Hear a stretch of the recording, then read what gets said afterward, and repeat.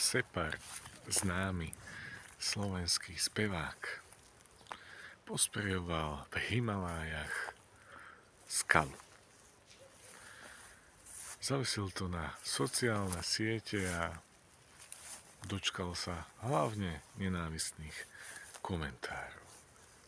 Už jedna osoba však bola naozaj taká ambiciózna, že to ťahá každým dňom ďalej a ďalej.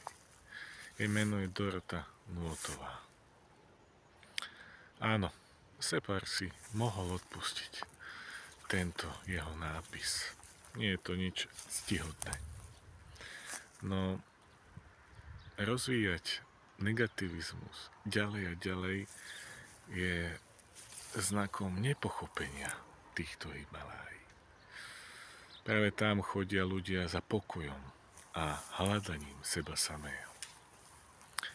No a hoci Separ urobil možno chybu, ak mu to Dorota Nôtová chcela povedať, tak mu to mala povedať v tichosti, v pokore. Vtedy by to malo váhu aj silu. No v takomto prípade, keď človek ide urobiť zbierku na odstránenie tohto nápisu na skale, značí len jedno jediné. Že ak diamant povie, že je diamantom, už viac nie je diamant. Nesnažme sa byť dobrí v očiach ostatných. Snažme sa byť dobrí vo svojom vlastnom srdci.